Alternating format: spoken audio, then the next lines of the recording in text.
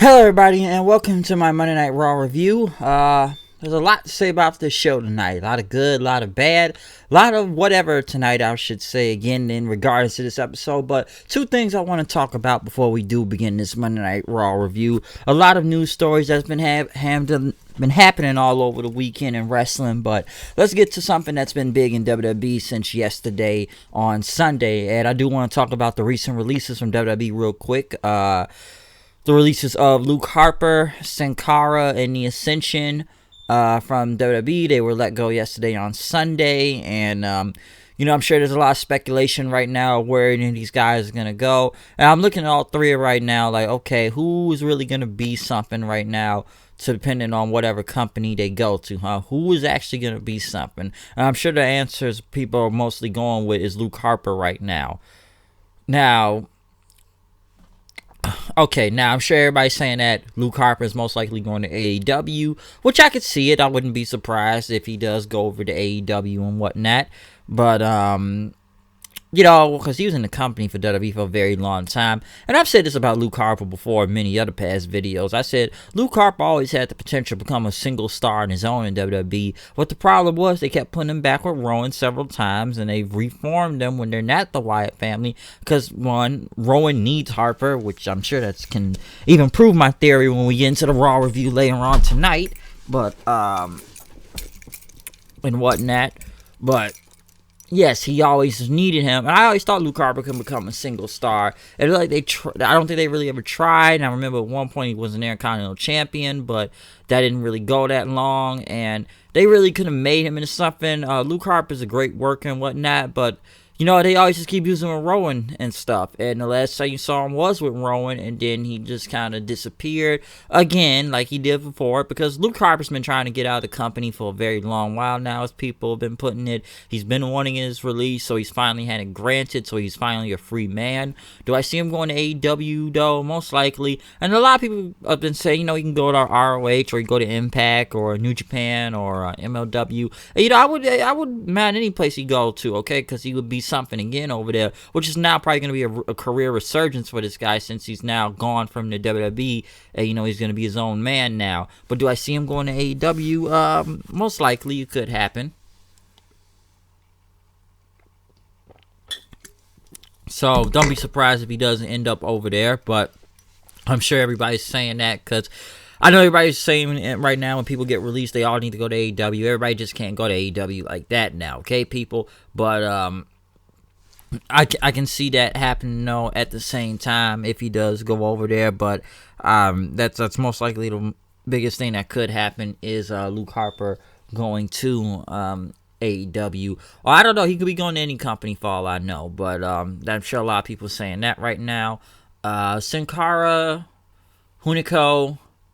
Listen, I know it was a different guy they put in the mask of Sin Cara because Mystico. Honestly, Mystico was a failure, and they said, I know Mystico's already back in CMLL nowadays. Mystico never really wanted to learn the American style of wrestling, if I'm not mistaken. And Hunico is way better in the ring, and all they really did was just put another person in the mask. But the character's been dead for a very long time, Sin Cara, and just has not gone anywhere. Listen, and I like Hunico. I don't hate Hunico because what was that? Sin Cara Black at one point. He was the Dark Sin Cara. And then, what was it? He looked like an LAX member. Then I remember at one point he had Camacho, which, is Tongalore right now in New Japan Pro Wrestling, part of GOD. But, I remember that. What else? I remember one point he was standing out there with what was this random episode of SmackDown back then. He was out there with Primo and Epico and Hunico, all their names rhyme. So I'm like, this is a new version of LAX. That's what I thought at first. They are like the newest versions of LAX. Okay, so that's one thing I saw from that. And you know, they just put him back in the Sin Cara match for several years now, and he's just never really gone anywhere. And I don't know where he could go. I could see him back. I could see him in Impact. I could see him in ROH. He'd probably go back to CMLL or ROH. I don't know what his promotion Hunico came from before he came over to WWE. Okay, I don't know, but there's a lot of places he can go. New Japan or ROH does. I mean ROH, but or AEW does get Sin Cara. I don't know what they'll do with Hunico. Okay, so we're gonna go with that. Ascension, I have no idea. Listen, I only really know the only good time they ever had was in NXT. That's all I really know about their time, because after that, the main roster was just a load of shit for these guys. They basically look like Road Warriors 2.45 as soon as they started showing promo videos for them, and you just look at their gear, and they went nowhere. They either became a joke team with somebody out there. I remember them singing 2 Tickets to Paradise, and they were doing that. Multiple segments with Breezango, and they either were on TV and done nothing, or they were not on TV, or they jobbed on TV. I don't know. There's many things you can say about the Ascension and whatnot, but there's something you can say in that. But listen, man, the WWE main roster was just bullshit. They've done nothing. They were just jokes the entire time, and I swear I didn't even see them in the past few months now, because if you watch main event and that, you don't know if these guys are going to be on TV unless they were in the 24/7 title chase at this point in time, because I had no idea what they were doing, okay? They were ruined since on arrival they came onto the main roster. And then, you know, I don't know if they're going to still be a tag team when they go on the indies or whatnot.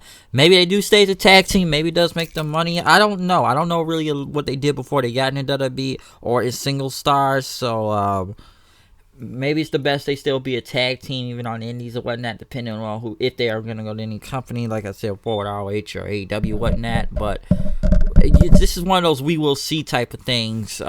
What happens with all these guys in the future, okay? I don't know where all they're gonna go. I'm sure people are looking at Luke Harper as the strongest contender to be something out of all the people that were released, and I can see that too. But let's give this time and we'll see where it goes, okay? So let's see what happens with all these releases. But in the next part of news, I'm sure everybody's talking about the Hall of Fame, to what I've seen. I know a lot of people said the Hall of Fame don't really mean shit that much, and I could agree with that too, because it's just become a joke throughout the years of who they put in and whatnot. But I do want to speak on Batista and going and the NWO going to Hall of Fame. Batista, he's deserved. I'm glad he's getting his shine and, you know, his time. I think he's like the headliner and stuff. I like Batista, so I've always have, and you know, I'm glad he is going into the Hall of Fame, though, okay? So he definitely deserves it. Being a headliner, yes, very big star in wrestling throughout the years. Multiple-time world champion, 2-time Royal Rumble winner. Just several great matches from with Undertaker, Edge, Rey Mysterio, Triple H. Who else Batista faced? John Cena. Wow, it's several people. I'm trying to name as much of his opponents throughout the list.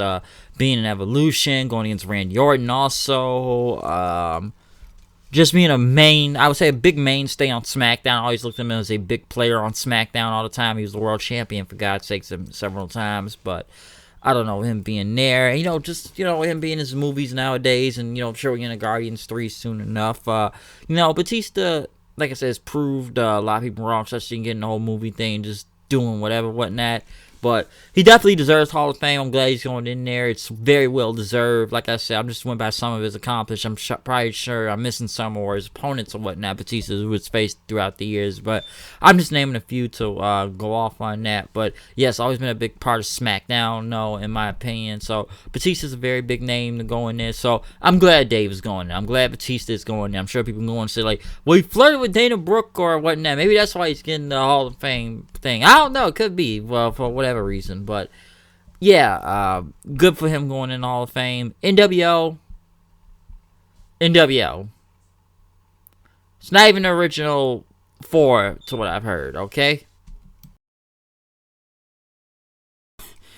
NWO, I don't know what you want to go by. You want to go by the WWE one? You want to go by WCW one? Because I don't remember Six-Pac, being part of the original 3 or 4 if they're putting it, because I'm sure people will go by, what Hall, Nash, and Hogan and whatnot. But then people said, which is true, that the Giant joined in after that, and Ted DiBiase, then 6-Pac joined.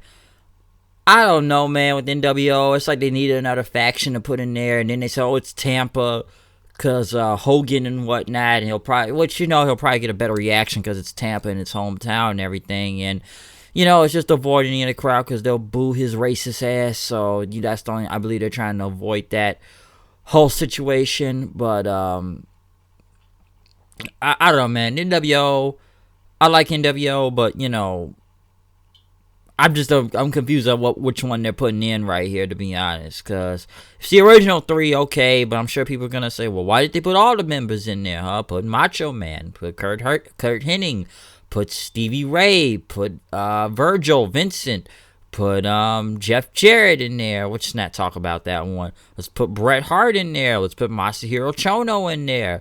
Let's put Eric Bischoff. Let's put Scott Steiner. They fear Steiner, especially Hogan. Let's put Buff Bagwell. I think I said Conan. No, Luger's in the Wolfpack. Lex Luger's in the Wolfpack.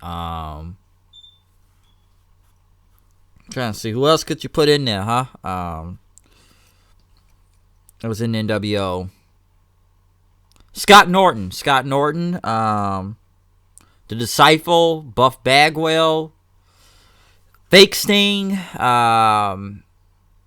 No, Wolfpack Sting was regular Sting, but my point is the NWO though, man, it's got like damn near 100 members in there. It's hard to name every single NWO member that was in the group. I guess that's why they're going with this small amount of NWO members. So I don't know, take out you want, I guess, but Batista's probably more interested in one. I don't mind NWO, and NWO's had a big thing in wrestling in general, but it's like it's always being imitated or still around in some type of way. It's the NWO, but like I said, it's not the whole crew, but they got, I guess, the main 3 or 4, if you want to go with that. I don't look at X-Pac as one of the main ones, just because of who it started with, but, because, like I said, X-Pac, 6-Pac always is more synonymous with me with DX than he is with the NWO. I'll say that right now. He is more synonymous with DX. But, other than that, let's move on to Monday Night Raw. Let's move on to Divorce Court. Wow, get ready for almost 20 to 20-something minutes of you cannot get your time back. In a way, I'm glad it was not at the end of the show, but in the beginning of the show, I'm sure people want to turn the channel right after they saw this. And who do we have out there? Jerry Lawler could be the moderator, like the guy that's, I guess he's surveying the territory. And Lana came out. Lana had her lawyer with her. Or maybe this guy was already in the ring. Rusev came out with a Donald Duck t-shirt on and like a suit for some reason. Where do I begin with this? Between this argument. But yeah, Lana didn't like being interrupted. She wanted to go first. Saying she always loved Rusev and supported him, what the fans didn't do. That they hated Rusev and he couldn't wrestle, but he was, she was always on his side and everything. And, fans chanting Rusev Day. Rusev pretty much says, okay, when no Rusev Day thing. Lana pretty much said that, you and the entire WWE universe are responsible for our marriage falling apart. And then Rusev, let's talk about what happened last week and you got arrested. Lana pretty much yelled, this is all your fault, and screaming, just very loud screaming, very annoying loud screaming from Lana, saying, this is all your fault, falling almost on the floor, as Rusev said, this is getting ridiculous, and she kept yelling, saying, like, it's time to sign the papers, and just screaming and screaming. Rusev was going to go first, but Lana says, no, you always get to go first, okay? You always get to go first. It's always competition and whatnot. Okay, I am going to do it. Then they started arguing who gets custody over the dog then. She called him a Bulgarian son of a bitch, and he told her to shut up. Lana then signed the papers, but Rusev says, I need one more thing from you. And what is she going to say? I know what you want. You want sex. You want this. You want sex on the airplane, the arena, the red eye, the multiple locations. Lana said he's a sex addict, basically. Pretty much you're a sick person. But Rusev wanted a match with Lashley and everything. Lashley came out saying this is ridiculous, saying like sign a paper so you can get married to her. And Rusev says, hey, you can do all you want, okay? She's just bad, okay? I don't want her. So take her. Rusev signed the papers, but Lashley slammed his head into the table. They brawled to the outside. Rusev looked like he was gonna go for Bobby Lashley was going to go for a belly-to-belly, but Rusev countered and did a belly-to-belly on him, putting him through the announce table. So I'm sure anybody watching this segment is all going to say this was bullshit, it was shit, this was a waste of time, what a fucking joke. Did I really laugh through a lot of this? Not really. I honestly didn't. None wasn't that funny. Most of it was just annoying screaming from Lana most of the entire time, okay? Screaming and screaming and screaming. Lots and lots and lots and lots of screaming, okay? So that's all I can really take from this. I don't know what more good. Rusev, I guess, is over if you want to go in some degree of that. But this whole segment was either ridiculous of who signs the divorce papers, but now we still got to sign for a match at TLC, which, it took me almost 2 hours to figure out this was a go-home show tonight. I did not know this was a go-home show tonight, and I felt like nothing was really built up in a lot of these matches and were once again announced in the last minute or two because you have nothing of really promoting. There's really been no promotion for TLC last time I checked. There really hasn't. So, what do you want me to say about this? Yeah, this segment was just bad. Just bad. Mostly bad.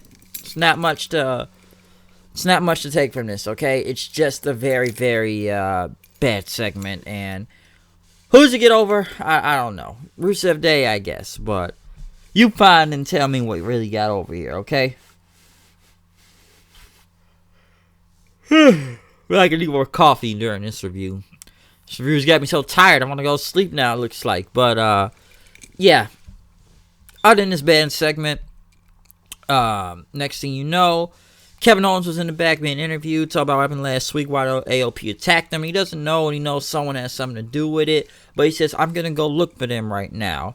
And when he left, he pretty much started walking until he went into Rey Mysterio again, and, pretty much says, hey, man, I got your back. Just call me and the homies, and we got you. But Owens says he wants to do this on his own. Nah, I don't think you got me. I got my homie right here, my big homie, which he gave, him that pipe that he used to beat up Brock Lesnar with, so he gave it to Kevin Owens. So, hey, this is the big homie right here.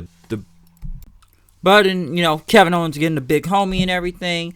Matt Hardy was back out. We're getting ready for a match. Matt Hardy went against Drew McIntyre, who basically cut a promo about Matt because Matt just had I believe he had his third kid, just this recently. And pretty much, Matt, your father again and whatnot. And pretty much says you need to go home and you need to stop being around here. And why don't you just leave and live to fight another day? And with your legs tied behind your back. And, pretty much saying that, running back to your family. And maybe you won't be broken. He said that last word was broken before Matt attacked him and hit him with a twist of fate then. Listen, there wasn't much to say from this match. McIntyre ended up hitting him with a future shot DDT and Claymore kick. It's not much I really should say from this. I don't know what they're doing McIntyre half the time. Like I said, McIntyre spinning his wheels. Wasn't he involved in the whole AJ Styles, not Kevin Owens, but AJ Styles, Randy Orton thing going on? And they took him out of the equation, I believe. So that's what's going on right now. So he just beat up Matt Hardy to beat up Matt Hardy. So there you go. Next, they showed what happened with last week, Charlotte versus the Kabuki Warriors. They showed a clip as Becky says she's going to take them on tonight 1-on-2. So why? I don't know. Kevin Owens was looking for the AOP backstage, asking people where they were. Mojo Rawley pretty much says, oh, you want to know where they were? They went that way. They went that way. No, they went that way. Owens didn't get it, so he slapped them pretty much to the ground, sitting there. Then he says, that way. He was like, that way. And he called him an idiot and walked off. The Viking Raiders came out to pretty much have a match or open challenge, saying they have not had no competition on here, so they're going to make their own. Street Profits came out, here's the thing. it's against a regular team. It's not against some random job team again, number one. But number two, why did you give away this match so early? Why are the Street Profits losing in like under 5 minutes for, against the War Raiders? Why is this a takeover? I'm sure people say, why is this a takeover match? Why isn't this a longer match with some time and whatnot? This was basically a squash match, especially for a new team that just kind of got there, which is the Ascension, okay?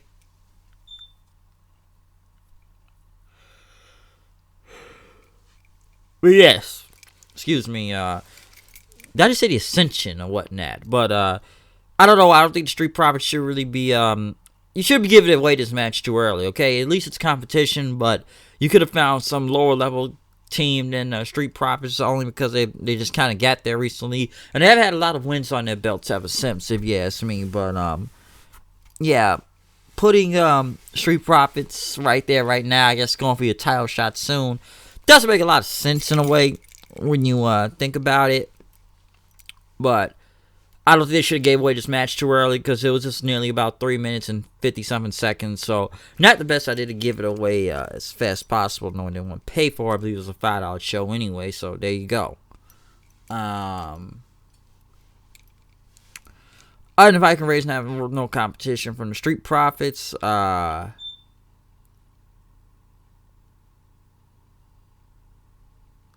Excuse me. But yeah. Other than that, not AJ Styles. Seth Rollins then came out right after that match. Then after the Street Profits and the Viking Raiders shook each other's hands. They shook hands and Seth pretty much said, he wanted to welcome everyone here and he wanted to hear what they had to say.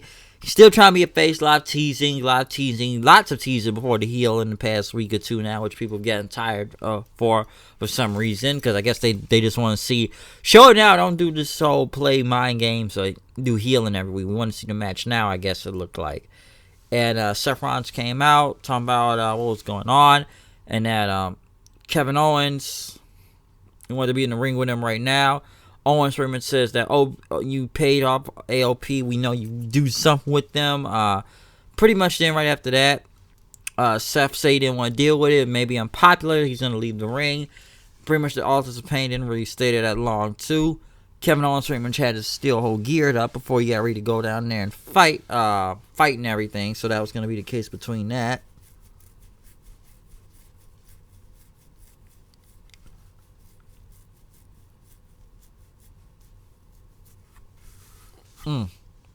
But yes, after Seth Rollins had left though, telling Kevin Owens he had nothing to do with it, Kevin Owens still demanded AOP to come out there. AOP pretty much spoke in their own language. Kevin said, all good points. Okay, I'm not going to argue with it. Let's go. Let's do this now. Next thing you know, Sami Zayn shows up, which is from SmackDown. And this is where things get bizarre because he had Mojo Rawley with him. Like I said, it's a guy that's not really worth shit. But Mojo comes out with him. And Sami pretty much says, hey, I'm not supposed to be here because I'm a SmackDown wrestler and everything. But he's not here to get around or do any matches. He's applying to receive a managerial's license. So I guess he can manage on both shows now, what Sami Zayn is trying to do. I don't know. Very bizarre. He is on Monday Night Raw when he's on SmackDown representing Nakamura. But Sami pretty much got in the ring, pretty much telling Owens, he was out of line backstage. But Mojo there saying, you can't fight without a pipe or whatnot, he tried to tell him. And it's dangerous and whatnot.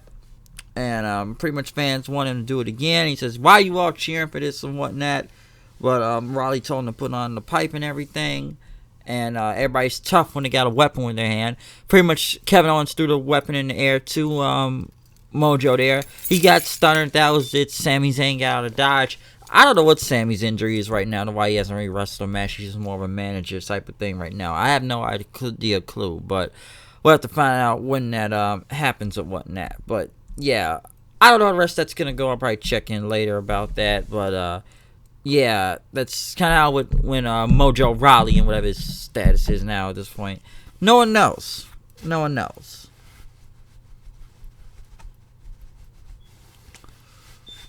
But what else? Aleister Black came out. He went against Akira Tozawa. Buddy Murphy had a promo ready for him. not much to say from this match. Number one, Tozawa is mostly enhancement talent at this point, and he took a hell of a V fucking trigger or running knee from Aleister Black when he has suicide dive to the outside, looked deadly. Hits him with the black mass. It's over after that, so there you go. Charlie Caruso had a promo video for Humberto Carlo as they're about to ask him what's going on in his career, which is more losses than wins. I would ask him that, but other than the loss-win record and whatnot.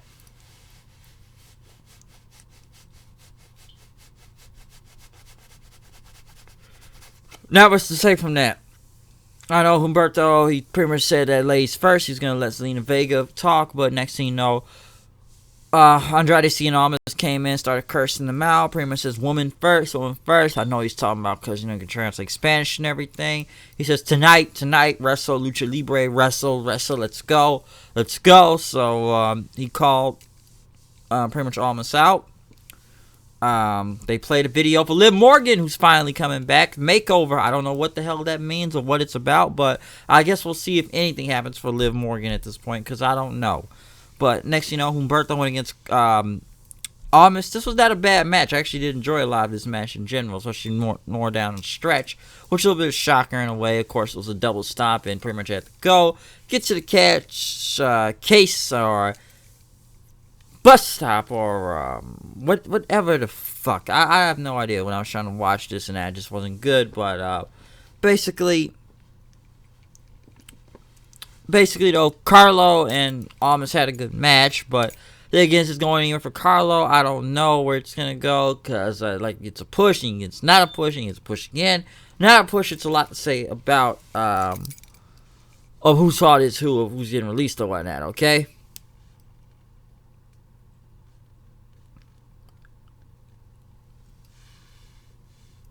Excuse me, but yeah, Carlo and Almas had a good match. Like I said, Carlo pretty much won there with the reverse roll up. I did like the whole double knees thing after he did a moonsault or whatnot, and pretty much Carlos there get more over and over. I will say that pretty much got over with the crowd and taking out Almas and whatnot during the whole thing. How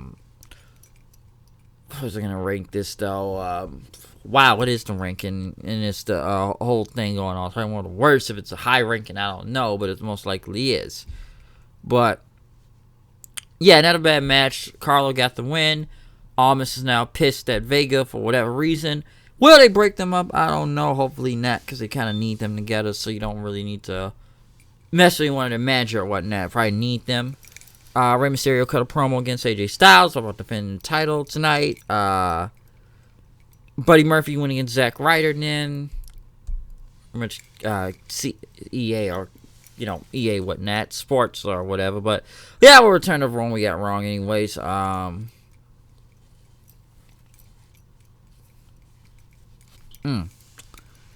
yeah, to add on to that, Buddy Murphy and Zack Ryder, though, not much to say from this. Basically killed Zack Ryder in like 2 minutes. I guess Christian, they're finally doing something with him too. So let's see how this goes with Christian. I don't think he's going to be the world champion soon, but we'll see what happens with him.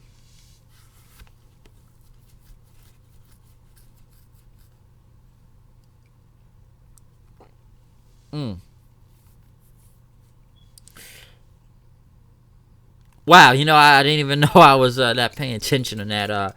Well, like I said though, wow, I am just a little bit all over the place. I feel like I need more coffee, though, in this type of review or whatnot. But, like I said, Carlo, Almas, not a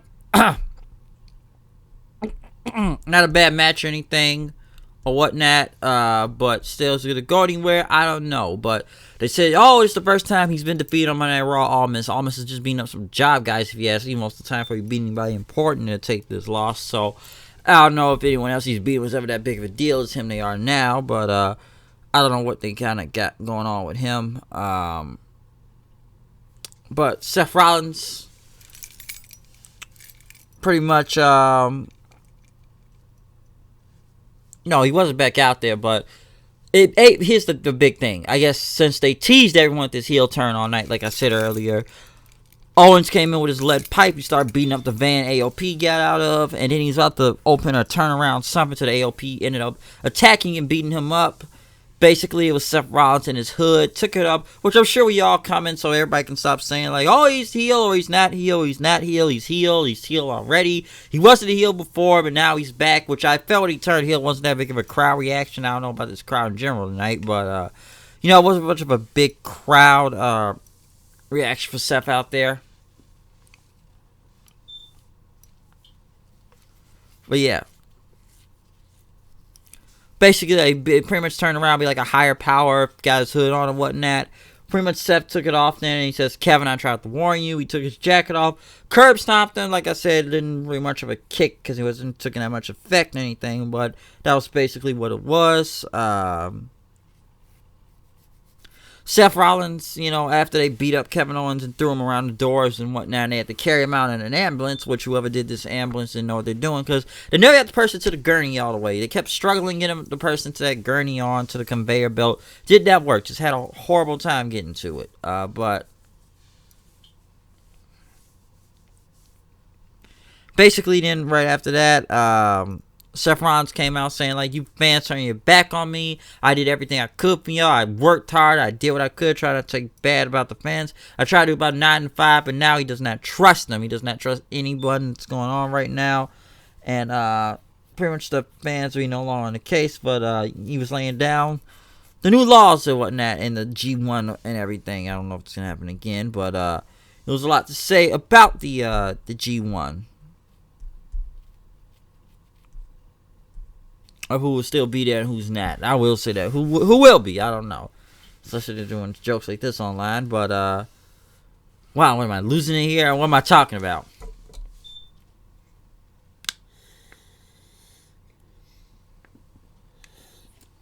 Not much left in that drink, though. I'll say that. But, Rollins pretty much says, I got free roll with a new crew now. Because they shared the same views. He's tired of everybody's crap. He just listened to everyone. And he did everything in the ring, in the media. Now he's going to do his things his own way. He brought out Authors of Pain in. So I'm going to like discount Shield members, of course, if they dress all alike, because that could happen. Because they've done it before, but pretty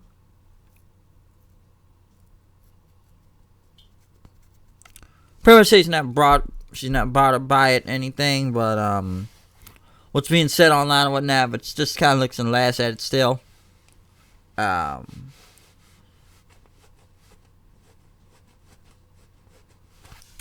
Try to remember what else happened here. I'm really looking at notes now. Yes. Becky Lynch taking the women's tag team champions to the limit again. They took them all the way to the limit. Start off good, but somehow they stay able to beat them very, very fast. Okay, so they beat him to the limit.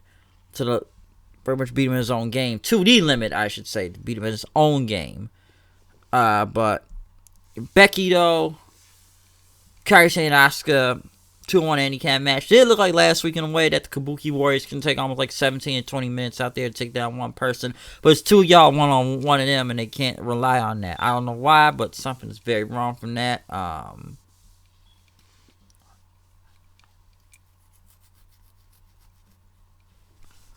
But well, I'm really scratching myself here, but basically she was taken to the limit, though. I would say Asuka and Kairi, especially Asuka going against Becky out there, which here's another thing. You pinned Charlotte last week, but ended in disqualification this week, and we gotta use chairs and a table then to get involved, which that pretty much goes into a TLC match now. Why? I don't know, because I guess they gotta do another women's TLC they did last year. And, they have Jeff pretty much check, and they kept kind of haunting him, rabbit and whatnot. So, what was going to happen? Whenever this match happens, I should say, and I just hurt my hand, but whenever this match happens, I have no idea. Well, I'm sure it'll be this Sunday. By the way, like I said before, this is a go-home show tonight. You forget it was a go-home show tonight, but basically it was a disqualification. They beat up Becky. Charlotte checked on her locker room, but then the Kabuki Warriors ended up jumping her and saying, like, they challenged them to a match, and they said bring it on and stuff, and they will put the belts on the line. I don't think Kairi and Asuka are going to win it this Sunday. Hopefully they don't. Well, I don't think a lot of people want to see that in general, but there you go.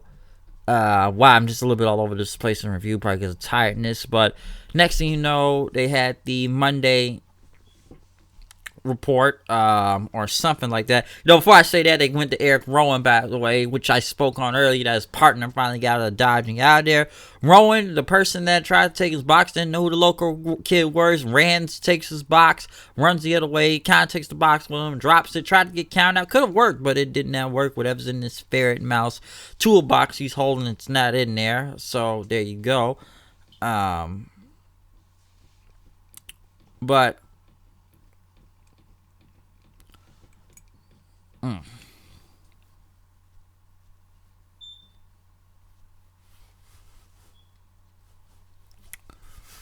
I'm really trying to see if I miss anything other than Rowan and his idiotic stuff. But yeah, I guess I could just go to the ending because I'm in the third hour of the show anyway. So I'll tell you, I'm just losing track here tonight. I really am. But Rey Mysterio.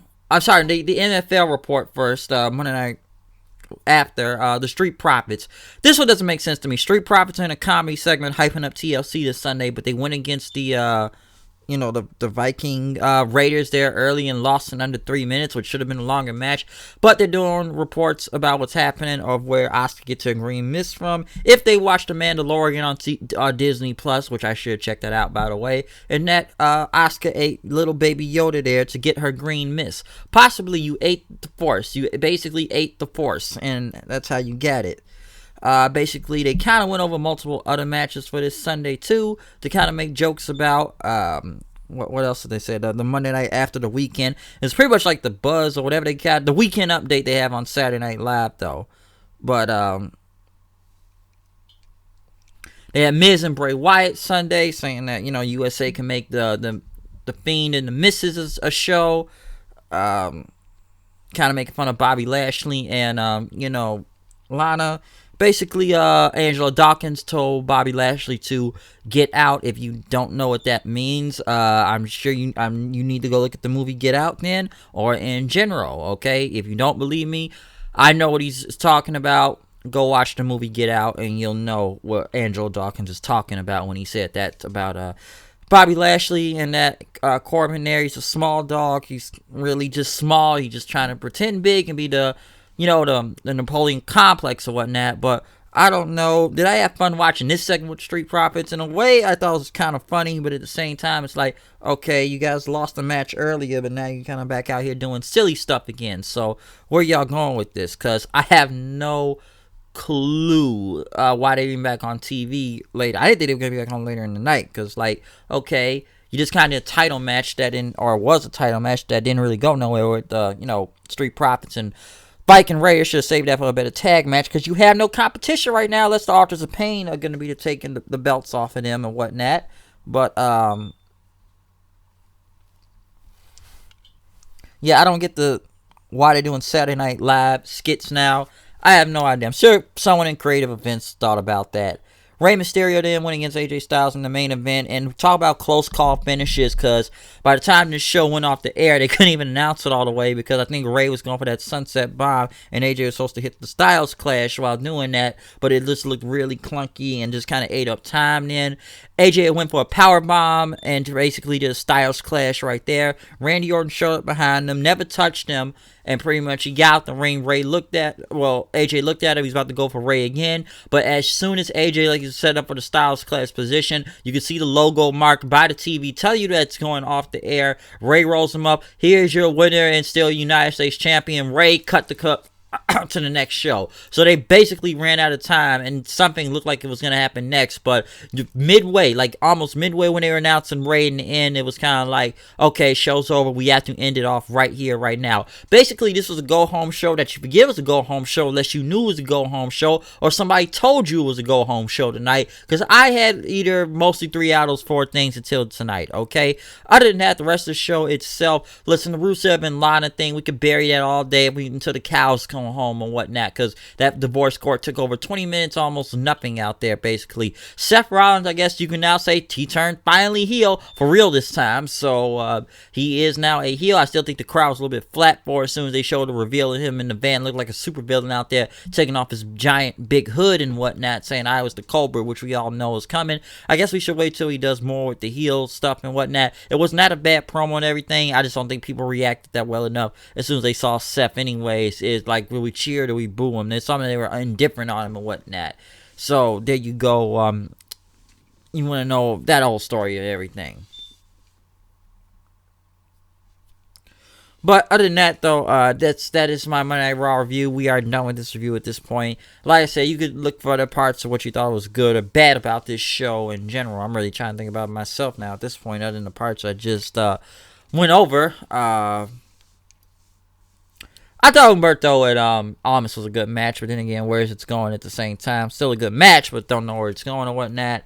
Like I said, AOP, heel turn, so it's a couple things to talk about if I can go from Hall of Fames or, releases and whatnot, too. So there's a lot of thoughts going on with tonight's show regarding over the weekend, too, and everything. So it'll weigh somewhat news heavy, but was Raw good in general? I'm sure all answers point to no, or they point to yes, but I'm sure all answers are going to point to people no when looking at all of this or cleaning up any debris that's on the ground right now if you got it. But other than that, I'm done with this Monday Night Raw review. I'm out of here. I'll see you guys later. Peace. I am exhausted. I think I'm just out of juice energy, and you probably see my eyes kind of closed or so I pay attention to a different thing other than the video itself. But other than that, I'm going to roll from here. This is my Monday Night Raw review. Comment, subscribe, tell me what you think about the show. Follow me on Twitter at HOOD.